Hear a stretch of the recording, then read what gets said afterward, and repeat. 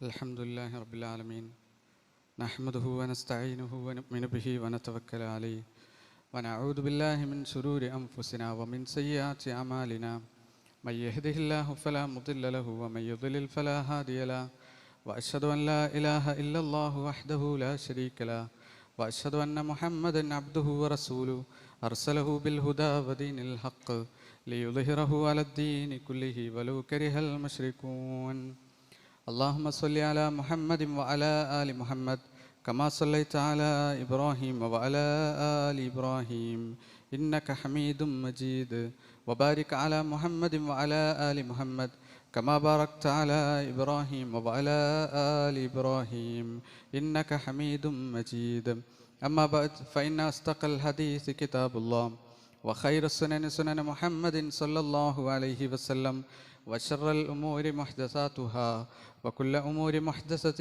بدعة وكل بدعة ضلالة وكل ضلالة في النار يا أيها الناس اتقوا ربكم الذي خلقكم من نفس واحدة وخلق منها زوجها وبث منهما رجالا كثيرا ونساء واتقوا الله الذي تساءلون به والأرحام إن الله كان عليكم رقيبا أعوذ بالله السميع العليم من الشيطان الرجيم بسم الله الرحمن الرحيم يا أيها الذين آمنوا اتقوا الله حق تقاته ولا تموتن إلا وأنتم مسلمون വിശ്വാസികളെ അല്ലാഹു സുബ്ഹാനഹു വ തആലയെ ഭയപ്പെട്ടുകൊണ്ട് അവൻ്റെ വിധിവിലക്കുകൾ പാലിച്ചുകൊണ്ട് ജീവിക്കണമെന്ന് സ്വന്തത്തെ മറക്കാതെ നിങ്ങൾ ഓരോരുത്തരോടും വസിയത്ത് ചെയ്യുകയാണ്, ഉപദേശിക്കുകയാണ്.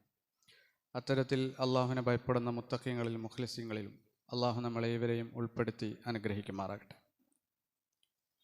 പ്രവാചകൻ സല്ലല്ലാഹു അലൈഹി വസല്ലമയുടെ ഓരോ വാചകങ്ങളും ഉപദേശങ്ങളും പ്രസംഗങ്ങളുമൊക്കെ വളരെ സാരസമ്പുഷ്ടമായ ഒരുപാട് ആശയങ്ങൾ അടങ്ങുന്ന, ഒന്നും തന്നെ ഒഴിവാക്കാനില്ലാത്ത, ഒന്നും കൂട്ടിച്ചേർക്കേണ്ടതില്ലാത്ത അത്രയും മനോഹരവും ആശയങ്ങൾ നിറഞ്ഞതുമായിരുന്നു എന്ന് ഹദീസുകളിൽ നിന്ന് നമുക്ക് മനസ്സിലാക്കാൻ സാധിക്കും.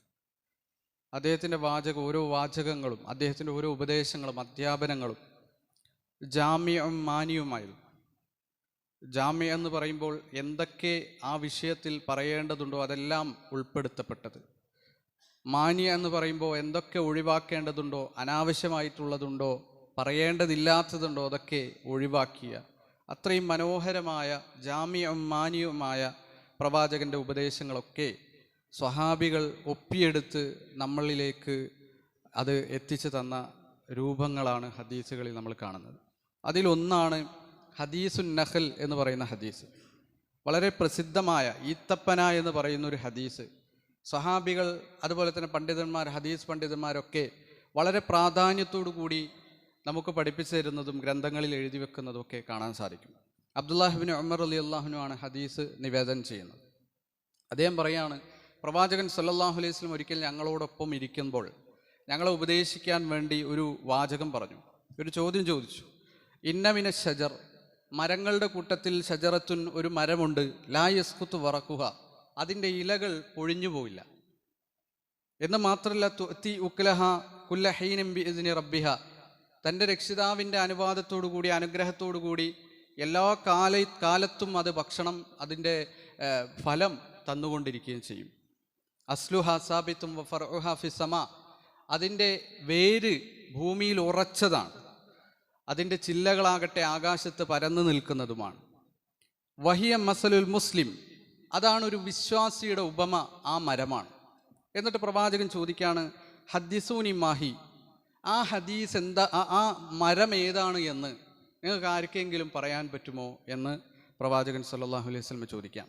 അപ്പോൾ സ്വഹാബികൾ സ്വാഭാവികമായും ഇലകൾ എന്ന് കേട്ടപ്പോൾ, ഇലകൾ പൊഴിയില്ല എന്നൊക്കെ കേട്ടപ്പോൾ, ഇലകൾ എന്ന് പറയുന്ന അത് അങ്ങനെ സൂചിപ്പിക്കുന്ന വർണ്ണിക്കപ്പെടുന്ന മരങ്ങളൊക്കെ പറ്റി ചിന്തിക്കാൻ തുടങ്ങി.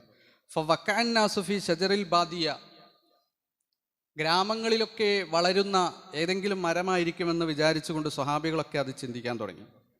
ഇബ്നു ഉമർ റളിയല്ലാഹു അൻഹു അഥവാ അബ്ദുല്ലാഹ് ഇബ്നു ഉമർ റളിയല്ലാഹു അൻഹു പറയാണ്, ഫവക്കഅ ഫീ നഫ്സി അന്നഹ നഖല, എൻ്റെ മനസ്സിൽ പ്രവാചകൻ അത് പറഞ്ഞപ്പോൾ തന്നെ അതേതാണ് മരം എന്നുള്ളത് എനിക്ക് മനസ്സിലായി. അത് ഈത്തപ്പനയാണ് എന്നുള്ളത് എനിക്ക് മനസ്സിലായി.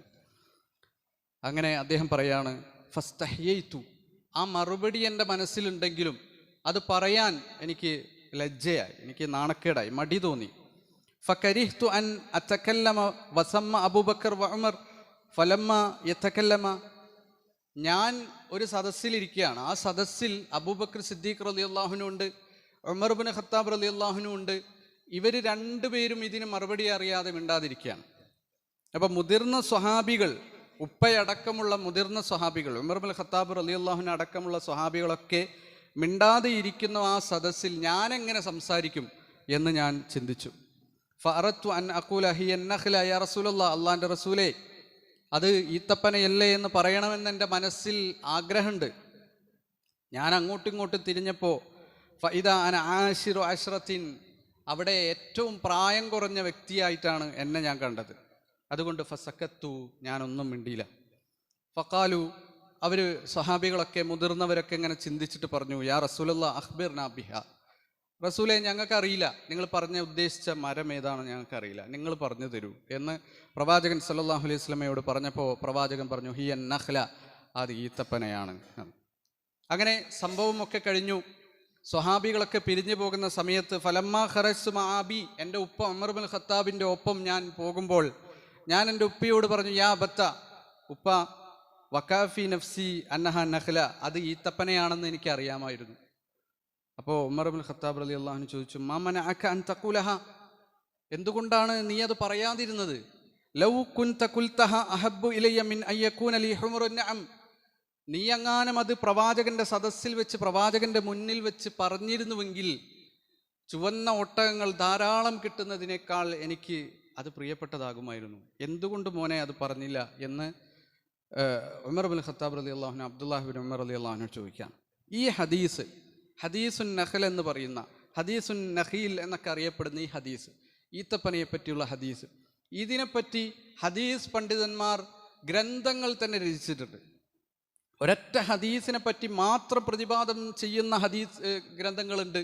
ഹദീസുൻ നഖീൽ, ഉദാഹരണത്തിന് ഷറഫ് ഇബ്രാഹിമിൻ്റെ അദ്ദേഹത്തിൻ്റെ പുസ്തകം ഹദീസുൻ നഖീൽ, ഈ ഹദീസ് മാത്രമാണ് അദ്ദേഹം അതിൽ വിശദീകരിക്കുന്നത്. കാരണം ഒരുപാട് പാഠങ്ങൾ ഉൾക്കൊള്ളാനുള്ള, ഒരുപാട് അധ്യാപനങ്ങൾ, നമ്മുടെ ജീവിതത്തിന് അനിവാര്യമായ അധ്യാപനങ്ങൾ നൽകുന്ന ഒരു ഹദീസാണത് എന്നുള്ളതാണ്. അതുപോലെ കിതാബ് തംർ എന്ന് പറഞ്ഞുകൊണ്ട് സയ്യിദ് ബിൻ ഔസ് അൻസാരിയുടെ, കിതാബ് നഖ്ൽ വൽ കറം അസ്മയുടെ ഒരുപാട് പണ്ഡിതന്മാർ ഈ ഹദീസിനെ ചർച്ച ചെയ്യുകയും അതിനെ വിശദീകരിക്കുകയും വ്യാഖ്യാനിക്കുകയും ചെയ്യുന്നതൊക്കെ നമുക്ക് കാണാൻ സാധിക്കും. അപ്പോൾ അത്രയും ഗുണപാഠങ്ങൾ അടങ്ങിയ ഒരു ഹദീസാണിത്. എന്താണ് ഈ ഹദീസിൽ അടങ്ങിയ ഗുണപാഠങ്ങൾ? ഒന്നാമതായി ഒരു വിശ്വാസിയുടെ ഉപമ പ്രവാചകൻ സല്ലല്ലാഹു അലൈഹി വസല്ലമ വളരെ സുന്ദരമായി, വളരെ സാരസമ്പുഷ്ടമായി നമുക്ക് വിശദീകരിച്ചു തരുന്നു എന്നുള്ളതാണ്. വിശ്വാസിയുടെ ഉപമ എന്ന് പറഞ്ഞിട്ടുണ്ടെങ്കിൽ അവൻ്റെ അസ്ല് അഥവാ അവൻ്റെ വിശ്വാസത്തിൻ്റെ അടിത്തറ എന്ന് പറയുന്നത് സാബിത്തുൻ, അത് ഉറച്ചതായിരിക്കും എന്നുള്ളതാണ്. വഫറുഹ ഫിസ്സമാ, ആകാശത്ത് വിരിഞ്ഞു നിൽക്കുന്ന ചില്ലകളായിരിക്കും അവൻ്റേത് എന്നും ഒരു വിശ്വാസിയെ സംബന്ധിച്ച് അള്ളാഹുവിൻ്റെ റസൂൽ സല്ലല്ലാഹു അലൈഹി വസല്ലം പഠിപ്പിക്കുകയാണ്. വിശുദ്ധ ഖുർആനും ഇത് തന്നെയാണ് ഒരു വിശ്വാസിയുടെ ആദർശത്തെ പറ്റി പറഞ്ഞിട്ടുള്ളത്. അലം തറ കൈഫ ദറബല്ലാഹു മസലൻ കലിമതൻ ത്വയ്യിബ കശജറത്തിൻ ത്വയ്യിബ അസ്ലുഹാ സാബിത്തുൻ വഫറുഹ ഫിസ്സമാ. അല്ലാഹു സുബ്ഹാനഹു വതആല എങ്ങനെയാണ് കലിമത്തൻ ത്വയ്യിബ, നല്ല വചനത്തെ അഥവാ ലാ ഇലാഹ ഇല്ലല്ലാഹ് എന്ന് പറയുന്ന ആദർശത്തെ എങ്ങനെയാണ് ഉപമിക്കുന്നത് എന്ന് നീ കണ്ടില്ലേ? അതൊരു മരം പോലെയാണ്. ആ മരത്തിൻ്റെ പ്രത്യേകത, അതിൻ്റെ വേര് വളരെ ഉറച്ചതാണ്, ഇളകാത്ത വേരുള്ള ഒരു മരമാണത്. അതിൻ്റെ ചില്ലകളാകട്ടെ ആകാശത്ത് വിരിഞ്ഞു നിൽക്കുന്നതുമാണ്, പടർന്നു നിൽക്കുന്നതുമാണ് എന്ന് വിശുദ്ധ ഖുർആൻ തന്നെ നമുക്ക് പറഞ്ഞു തരുന്ന കാണാൻ സാധിക്കും. വളരെ പ്രസക്തമായ ഒരു വാചകമാണ് അള്ളാഹുവിൻ്റെ ഖുർആനും തിരുസുന്നത്തും നമുക്ക് പഠിപ്പിച്ചു തരുന്നത്. നമ്മളെ വിശ്വാസം എന്ന് പറയുന്നത് അചഞ്ചലമായിരിക്കാൻ നമ്മൾ ശ്രദ്ധിക്കേണ്ടതുണ്ട്, ഉറച്ചു നിൽക്കാൻ. ലാ ഇലാഹ ഇല്ലല്ലാഹുവിൽ, വിശ്വാസ ആദർശങ്ങളിൽ, ആദർശ സംസ്കാരങ്ങളിലൊക്കെ ഉറപ്പുണ്ടാവാൻ, നമ്മളുടെ ഈമാൻ വർദ്ധിപ്പിക്കാൻ നമ്മൾ ശ്രമിക്കണം. അതൊരിക്കലും ഏതെങ്കിലും സാഹചര്യത്തിനൊത്ത് പതറിപ്പോകുന്നതായി മാറാതിരിക്കാൻ നമ്മൾ ഒരുപാട് പ്രയത്നിക്കേണ്ടതുണ്ട്. നമ്മളെ ഈമാൻ വർദ്ധിപ്പിക്കേണ്ടതുണ്ട്. എങ്ങനെയാണത് വർദ്ധിപ്പിക്കുക? അതും പ്രവാചകൻ സല്ലല്ലാഹു അലൈഹി വസല്ലമ തന്നെ നമ്മൾക്ക് പഠിപ്പിച്ചു തന്നിട്ടുണ്ട്. അപ്പോൾ അചഞ്ചലമായ വിശ്വാസം നമുക്കുണ്ടാകണം. ആദർശ വ്യതിയാനങ്ങളുടെ കാലഘട്ടത്തിലൂടെയാണ് നമ്മൾ കടന്നുപോയിക്കൊണ്ടിരിക്കുന്നത്. രാവിലെ മുസ്ലിമായവൻ യുസ്ബിഹു മുഅ്മിനൻ വയുംസി കാഫിറൻ, വൈകുന്നേരമാകുമ്പോഴേക്കും കാഫിറായി മാറുന്ന അല്ലെങ്കിൽ അവിശ്വാസിയായി മാറുന്ന വിശ്വാസ വ്യതിയാനങ്ങൾ ഉണ്ടാകുന്ന ഒരു കാലഘട്ടം. വയുംസി മുഅ്മിനൻ വയുസ്ബിഹു കാഫിറൻ. വൈകുന്നേരം സലാമൊക്കെ പറഞ്ഞ് പോയ സമയത്ത് വിശ്വാസിയായിരുന്നു, ആദർശമുള്ളവനായിരുന്നു. രാവിലെ എഴുന്നേറ്റ് നോക്കുമ്പോൾ ആദർശം മാറിയിരിക്കുന്നു. ഇങ്ങനെ ആദർശമാറ്റത്തിൻ്റെ ഒരു കാലഘട്ടത്തിലൂടെയാണ് നമ്മൾ കടന്നുകൊണ്ടിരിക്കുന്നത്. മറ്റു മതങ്ങളിലേക്ക്, മറ്റ് ആദർശങ്ങളിലേക്ക്, വഴിപിഴച്ച ആദർശങ്ങളിലേക്ക് ഇസ്ലാം വിട്ട് എക്സ് മുസ്ലിം ആയിക്കൊണ്ട് പ്രചരിപ്പിക്കപ്പെടുന്ന ആളുകൾ, ഇതൊക്കെ അധികരിച്ച് വരുന്ന ഒരു കാലഘട്ടം. അവിടെ അടിപതറാതെ പരീക്ഷണങ്ങളിൽ മുന്നോട്ട് പോകാൻ ഒരു വിശ്വാസിക്ക് ഈമാൻ ഉണ്ടാകണം. ആ ഈമാൻ ഒരിക്കലും ഏതെങ്കിലും ഒരു കാറ്റ് വീശുമ്പോഴേക്കും തെറിച്ചു പോകുന്നതായിരിക്കരുത്. ഉറച്ചു നിൽക്കുന്ന ഈത്തപ്പനയെപ്പോലെ ആയിരിക്കണം വിശ്വാസിയുടെ വിശ്വാസം എന്നുള്ളതാണ്. ഒരു പരീക്ഷണം വരുമ്പോൾ നമ്മൾ പതറാൻ പാടില്ല. ലാ ഇലാഹ ഇല്ലല്ലാഹ് നമ്മൾ പഠിച്ചതാണ്. നമ്മൾക്കറിയാം ശിർക്കൻ ആചാരങ്ങളും വിശ്വാസങ്ങളും ഒക്കെ അതൊക്കെ നരകത്തിലേക്കുള്ളതാണെന്നറിയാം. പക്ഷേ നമ്മളെ വൃദ്ധയായ മാതാവിന് ഒരു അസുഖം തീരെ മാറുന്നില്ല. മൻ തഅല്ലക തമീമത്തൻ ഫഖദ് അശ്റക. ആരെങ്കിലും ഏലസ് കെട്ടിയാൽ അവൻ ശിർക്ക് ചെയ്തു, അവന് നരകമാണ് എന്ന് അറിയാമെങ്കിലും ആരോ പറയാണ് വർഷങ്ങളായില്ലേ ചികിത്സയിലാണ്, ഒന്ന് ആ മൊയിലാരുടെ അടുത്തേക്ക് ഒന്ന് പോയി കെട്ടി നോക്ക്, ഒന്ന് പരീക്ഷിച്ച് നോക്ക്, നിങ്ങൾക്ക് വിശ്വാസമൊന്നും ഇല്ലെങ്കിലും വേണ്ടില്ല, ഒന്ന് പരീക്ഷിച്ച് നോക്ക് എന്ന് പറയുമ്പോൾ നമ്മളുടെ മനസ്സ് പതറിപ്പോകാൻ പാടില്ല. മക്കളില്ലാതെ ഒരു മുഹമ്മദ് ഹാജി ഒരുപാട് ചികിത്സക്ക് പണം ചെലവഴിച്ചു, ഒരുപാട് ആദർശപരമായ കാര്യങ്ങളൊക്കെ ചെയ്തു, അള്ളാഹിനോട് കുറേ പ്രാർത്ഥിച്ചു. വിശുദ്ധ ഖുർആൻ ഇബ്രാഹിം നബിയുടെ കഥ പറഞ്ഞു തരുന്നുണ്ട് നമുക്ക്. മക്കളില്ലാഞ്ഞിട്ടും തൗഹീദിൽ ഉറച്ചു നിന്ന ഇബ്രാഹിം നബി അലൈഹി ഇസ്ലാം. പക്ഷേ ഈ മുഹമ്മദ് ഹാജിക്ക് ആ ഉറപ്പ് കിട്ടിയില്ല. ഖുർആനും സുന്നത്തും നൽകുന്ന പരീക്ഷണത്തിൻ്റെ നടുവിൽ ഉറച്ചു നിൽക്കാനുള്ള ആത്മവിശ്വാസം നൽകുന്ന വേദഗ്രന്ഥമാണ് നമ്മളുടേത്. അത് പയ്യെ പരീക്ഷണങ്ങളിൽ ഒലിച്ചു പോകാണ്. അങ്ങനെ ഗുരുവായൂർ അമ്പലത്തിൽ പോയി തുലാഭാരം നടത്തി മക്കളുണ്ടായി എന്നുള്ള വിശ്വാസം ആ മുഹമ്മദ് ഹാജിക്ക് വരാണ്. ഹിന്ദുമതം സ്വീകരിക്കാം. ഇങ്ങനെ ഓരോ അനുഭവങ്ങൾ നമ്മൾ കണ്ടുകൊണ്ടിരിക്കുന്നില്ലേ? മക്കളുണ്ടാകാത്തതിൻ്റെ പേരിൽ, ജോലി കിട്ടാത്തതിൻ്റെ പേരിൽ, അല്ലെങ്കിൽ മകൻ്റെ അസുഖം മാറാത്തതിൻ്റെ പേരിൽ യേശുവിനെ വിളിച്ചപ്പോൾ, രക്ഷിതാവായി അംഗീകരിച്ചപ്പോൾ അസുഖം മാറി എന്നൊക്കെ പറയുന്ന അനുഭവങ്ങൾ എത്രയാണ് നമ്മൾ കാണുന്നത്. ഈ അനുഭവങ്ങളൊക്കെ പരീക്ഷണമായിക്കൊണ്ട് നിങ്ങളെ ജീവിതത്തിൽ ഉണ്ടാക്കി തരുമെന്ന് അല്ലാഹു സുബ്ഹാനഹു വ തആല പറഞ്ഞതല്ലേ? അല്ലാഹ് പറഞ്ഞതാണ്, നിങ്ങൾക്ക് പരീക്ഷണങ്ങൾ നൽകും. നിങ്ങൾക്ക് ചിലപ്പോൾ ശിർക്കിലേക്ക് സ്വാധീനിക്കുന്ന പരീക്ഷണങ്ങളും ചിലപ്പോൾ ഉണ്ടാകും.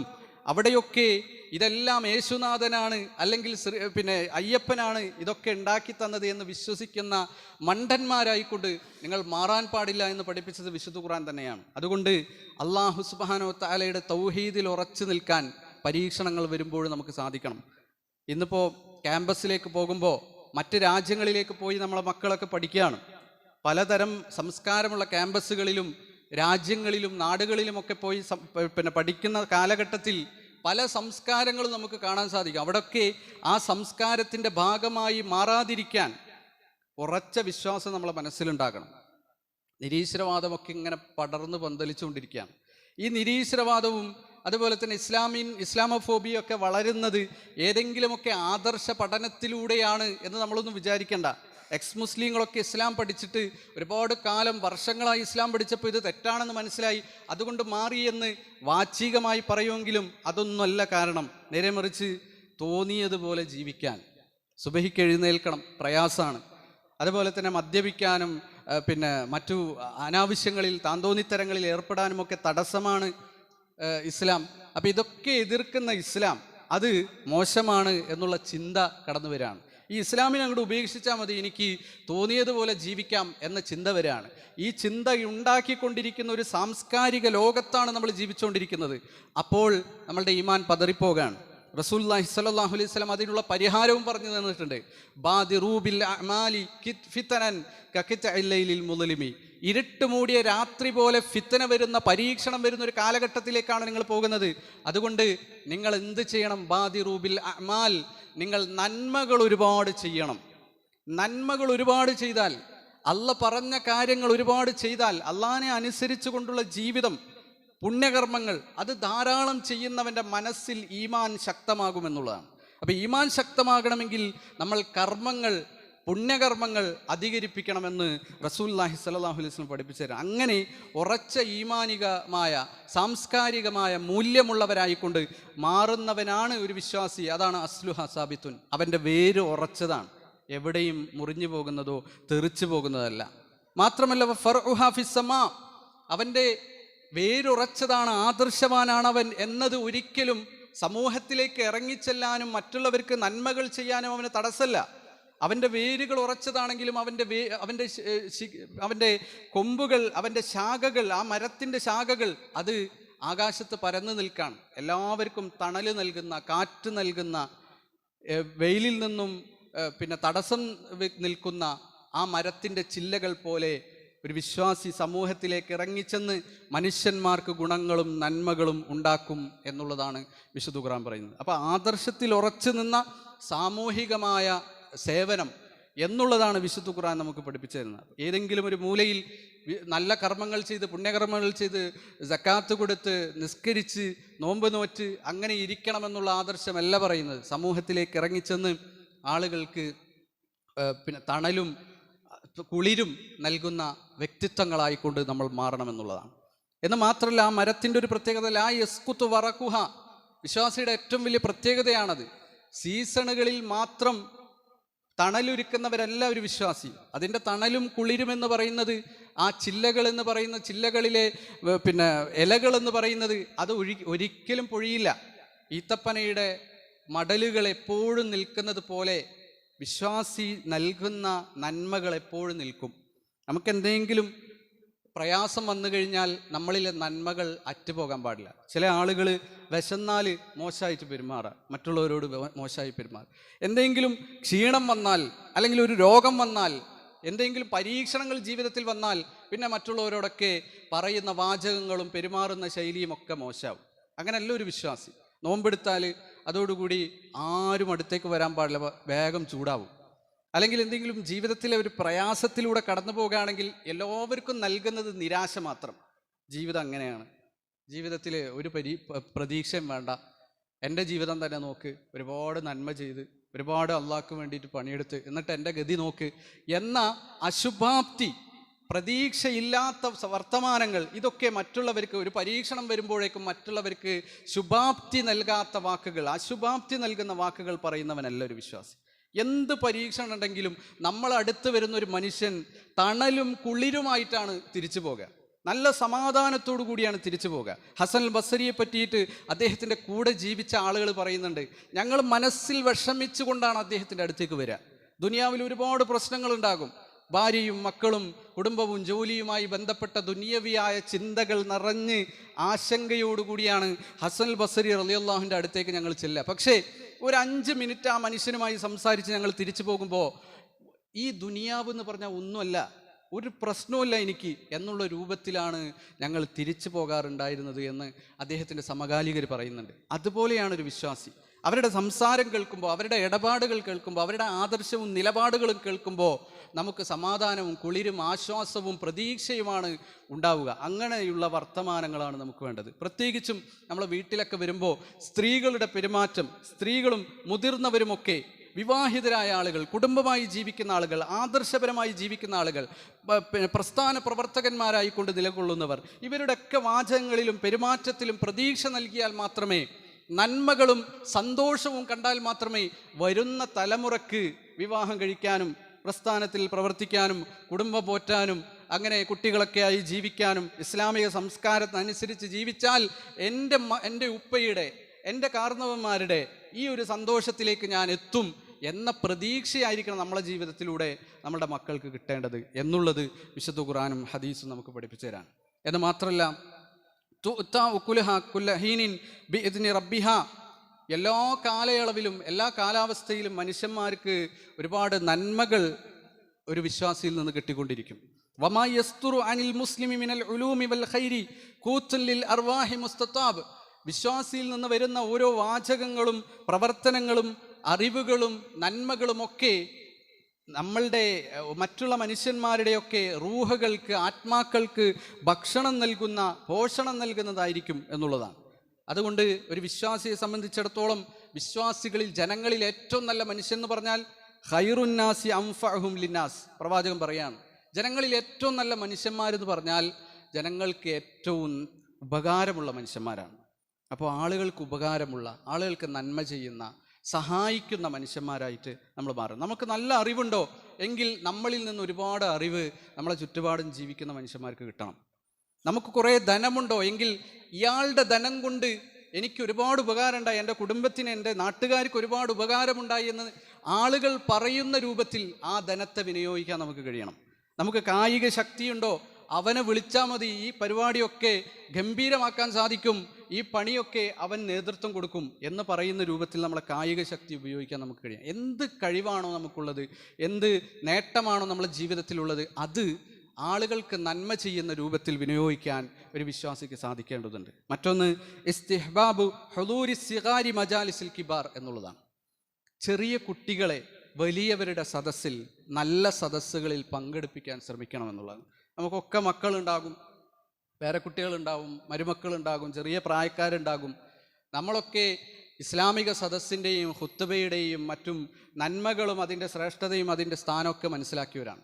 പക്ഷേ പുതുതലമുറയെ നമ്മൾ ഈ പള്ളിയിലേക്കും പ്രസ്ഥാനത്തിലേക്കും അതുപോലെ തന്നെ ഖുത്ബയിലേക്കും നന്മയുടെ സദസ്സിലേക്കും ഒക്കെ കൊണ്ടുവന്നില്ലെങ്കിൽ അവരുടെ ചിന്തയും സംസ്കാരവും ഒക്കെ കെട്ടുപോകുന്ന അവസ്ഥ ഉണ്ടാകും. അതുകൊണ്ടാണ് ഉമർ ഇബ്നുൽ ഖത്താബ് റളിയല്ലാഹുവിനെ പോലെ, അബൂബക്കറിനെ പോലെ റളിയല്ലാഹു അൻഹു, ഇത്രയും വലിയ സ്വഹാബികളൊക്കെ അവരെ ചെറിയ കുട്ടികളെ ചെറുപ്പത്തിൽ തന്നെ കൊണ്ടുവരികയും ആ സദസ്സിൽ പങ്കെടുപ്പിക്കുകയും ഒക്കെ ഉണ്ടായിരുന്നു. പക്ഷേ ഇന്ന് നമ്മൾ സൗകര്യങ്ങളാണ് നോക്കുന്നത്.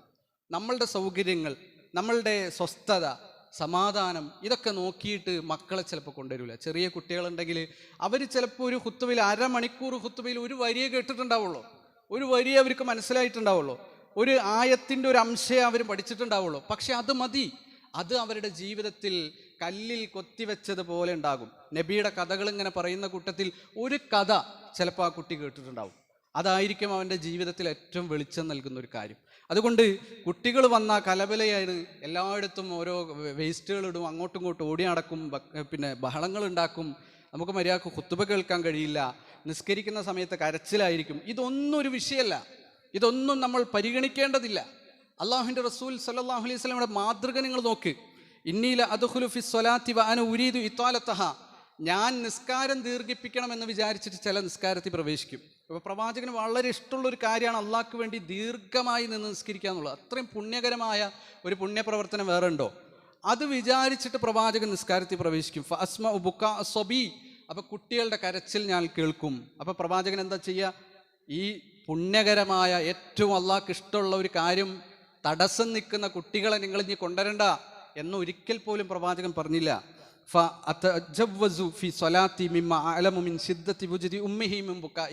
കുട്ടികൾ കരയുമ്പോൾ നിസ്കരിക്കുന്ന ഉമ്മമാർക്കുണ്ടാകുന്ന പ്രയാസം ഞാൻ ചിന്തിക്കും. അപ്പം ഞാൻ നിസ്കാരം കുറക്കും. ഖുത്ബ പറയുന്നതിനിടയിൽ പ്രവാചകൻ സല്ലല്ലാഹു അലൈഹി വസല്ലം കുട്ടികളെ പരിഗണിച്ചിട്ടില്ലേ?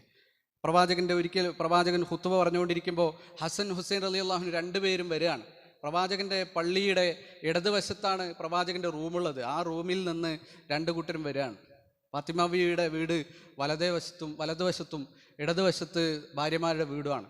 അപ്പോൾ ഏതോ ഒരു മുറിയിൽ നിന്ന് ഹസൻ ഹുസൈൻ റളിയല്ലാഹു അൻഹുമ രണ്ടുപേരും ചെറിയ കുട്ടികളാണ്. അവർ രണ്ടുപേരും പ്രവാചകൻ്റെ കുപ്പായം ഇട്ടിട്ട്, വലിയ കുപ്പായം ഇട്ടിട്ടാണ് വരുന്നത്. അപ്പോൾ അവർ തടഞ്ഞു വീഴുകയാണ്. പള്ളിയിൽ ഇങ്ങനെ തടഞ്ഞു വീണുകൊണ്ടിരിക്കുകയാണ് പ്രവാചകൻ്റെ അടുത്തേക്ക് വരുമ്പോൾ. അപ്പോൾ ഈ തടഞ്ഞു വീണുകൊണ്ടിരിക്കുന്ന പേരക്കുട്ടികളെ കണ്ടപ്പോൾ പ്രവാചകൻ സല്ലല്ലാഹു അലൈഹി വസല്ലമക്ക് സഹിക്കാൻ കഴിഞ്ഞില്ല.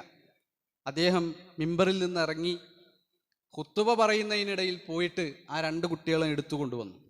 ഫഅഖദഹുമാ ഫസഇദ ബിഹാ അൽ മിമ്പർ, എന്നിട്ട് മിമ്പറിൽ നിന്നിട്ട് അടുത്ത ഖുത്ബ പൂർത്തീകരിക്കുകയാണ് അദ്ദേഹം പറഞ്ഞു, സ്വദഖല്ലാഹ്, അല്ലാഹ് പറഞ്ഞ എത്ര സത്യമാണ്, ഇന്നമാ അംവാലുക്കും ഔലാദുക്കും ഫിത്ന, നിങ്ങളുടെ മക്കളും നിങ്ങളുടെ സമ്പത്തൊക്കെ പരീക്ഷണമാണെന്ന് പറഞ്ഞ എത്ര സത്യമാണ്. റഅയ്തു ഹാദൈനി ഫലം അസ്ബർ, ഇവരെ രണ്ടുപേരും കണ്ടപ്പോൾ എനിക്ക് സഹിക്കാൻ കഴിഞ്ഞില്ല, ഇവരെ രണ്ടുപേരും എടുക്കണമെന്ന മോഹം എനിക്കുണ്ടായി, അതുകൊണ്ട് ഞാൻ ഇറങ്ങി വന്ന് എടുത്തു എന്ന് പ്രവാചകൻ സല്ലല്ലാഹു അലൈഹി വസല്ലം പറയാൻ. അപ്പോൾ തറാവീഹിന് ഒരു റക്അത്ത് വിത്തറിലായിരിക്കും അവർ കൂടുക, ചെറിയ കുട്ടികളാണെങ്കിൽ. പക്ഷേ അതിനിടയിൽ അവർ ഓടിക്കളിക്കുന്നുണ്ടാവും, ബഹളം ഉണ്ടായിരിക്കും, നമുക്ക് തടസ്സം ഉണ്ടായിരിക്കും, ഒന്നും ഒരു പ്രശ്നമല്ല. ആ തലമുറ ഈ പള്ളിയിൽ നിന്നും പോയിക്കഴിഞ്ഞാൽ അടുത്ത തലമുറയിൽ ഒരു 10 വർഷത്തിന് അപ്പുറം ഉള്ള പള്ളി നമ്മൾ ചിന്തിച്ചു നോക്കുക. ആ തലമുറയുടെ ബഹളമില്ലാത്ത പള്ളി നാളെ നിശബ്ദമായ, അള്ളാഹുവിനെ ദിക്റ് ചെല്ലുന്ന, അല്ലാഹു അക്ബർ പറയുന്ന, നിസ്കരിക്കാത്ത പള്ളികളായി മാറും. ആളുകളുണ്ടാവില്ല. അതുകൊണ്ട് അവർക്ക് ഏറ്റവും നല്ല മധുരകരമായ അനുഭവങ്ങളാണ് പള്ളിയിൽ നിന്ന് കിട്ടേണ്ടത്. ആ കുട്ടികൾ വന്നാൽ അവരുമായിട്ട് കളിക്കാം, അല്ലെങ്കിൽ ആ മുതിർന്ന ആള് അയാളെന്നും എനിക്ക് മിഠായി തരും, അല്ലെങ്കിൽ നല്ല സംസാരമാണ് അയാളുടേത്, അവിടെ അയാളെ കാണാൻ പോകാം, ഈ പ്രവർത്തകനെ കാണാൻ പോകാം. ഇങ്ങനെയൊക്കെ ഇഷ്ടമുണ്ടാക്കുന്ന തരത്തിൽ പുതിയ തലമുറയെ വളർത്തിയെടുക്കാൻ നമുക്ക് സാധിക്കണമെന്നുള്ളത് ഈ ഹദീസിൽ നിന്ന് നമുക്ക് മനസ്സിലാവുന്നതാണ്. മറ്റൊന്ന്, ഹക്കൽ മുഷാറകത്ത് ഫിൽ ഹദീസി വത്തഅബീരി അമ്മാ യഖ്തലിജു ഫീ സദ്രിഹി. കുട്ടികൾക്ക് അവരുടെ മനസ്സിലുള്ളത് പറയാൻ ഉള്ള സ്വാതന്ത്ര്യവും ആവിഷ്കാര സ്വാതന്ത്ര്യവും നമ്മൾ നൽകണം. ഒക്കെ അടിച്ചമർത്തുന്ന രൂപത്തിൽ നമ്മൾ ഒരു മീറ്റിംഗ് ഉണ്ടെങ്കിൽ ആ മീറ്റിങ്ങിലും കുറച്ചൊക്കെ പക്വതയുള്ള, കുറച്ചൊക്കെ കാര്യങ്ങൾ പറയാനും ഗ്രഹിക്കാനും കഴിവുള്ള കുട്ടികളെ കൊണ്ടുവരണം. അവരാ മീറ്റിങ്ങിൽ പങ്കെടുക്കട്ടെ. അവരുടെ ഒരു അഭിപ്രായം, ചിലപ്പോൾ നല്ലൊരു അഭിപ്രായം ചിലപ്പോൾ വന്നിരിക്കാം. നമ്മളെക്കാൾ ചെറിയ കുട്ടികളെപ്പറ്റി ചിന്തിക്കാൻ കഴിവുള്ളവരായിരിക്കാം അവർ. നല്ല സംരംഭങ്ങൾ ചിലപ്പോൾ അവരുടെ ഭാഗത്തു നിന്ന് MSMന് വേണ്ടിയോ അങ്ങനെയുള്ള കുട്ടികളുമായി ബന്ധപ്പെട്ട സംരംഭങ്ങൾക്കൊക്കെ വന്നേക്കാം എന്നുള്ള ചിന്ത നമുക്കുണ്ടാകണം. അവരുടെ അഭിപ്രായങ്ങളെ പരിഗണിക്കണം. അതുകൊണ്ടാണ് ഉമർ ഇബ്നുൽ ഖത്താബ് റളിയല്ലാഹു അൻഹു ചോദിച്ചത്, നിനക്കത് പറയാമായിരുന്നില്ലേ? ആ സദസ്സിൽ മുതിർന്നവരുണ്ട് എന്നതിൻ്റെ പേരിൽ നീ മിണ്ടാതിരിക്കണ്ടായിരുന്നു എന്ന്. അബ്ദുല്ലാഹി ഇബ്നു അബ്ബാസ് റളിയല്ലാഹു അൻഹു ഇതേപോലെ ഒരു ബാലനായ കുട്ടിയാണ്. പ്രവാചകൻ ഉമർ ഇബ്നുൽ ഖത്താബ് റളിയല്ലാഹു അൻഹു ബദരീങ്ങളുടെ സദസ്സിൽ ബദറിൽ പങ്കെടുത്തിട്ടില്ലാത്ത, അത് കേട്ടിട്ട് മാത്രമുള്ളൊരു കുട്ടിയെ കൊണ്ടുവരുമായിരുന്നു, സ്ഥിരമായി കൊണ്ടുവരുമായിരുന്നു. എന്താ കാരണം? അദ്ദേഹത്തിന് ഖുർആനിൻ്റെ ആയത്തുകളിൽ അഗാധമായ ജ്ഞാനമുണ്ട്. അങ്ങനെയുള്ളൊരു വ്യക്തി അത് എത്ര ചെറിയ കുട്ടിയാണെങ്കിലും ഈ സദസ്സിൽ വേണം എന്ന് അദ്ദേഹത്തിന് ഉണ്ടായിരുന്നു എന്നുള്ളതാണ്. മറ്റൊന്ന്, തൗക്കീറുൽ കിബാർ, മുതിർന്നവരെ ബഹുമാനിക്കാനുള്ള ഒരു മനസ്ഥിതി. ഇന്ന് ഈ കാലഘട്ടത്തിൽ അസ്തമിച്ചു പോകുന്ന ഏറ്റവും വലിയ ഗുണമാണത്.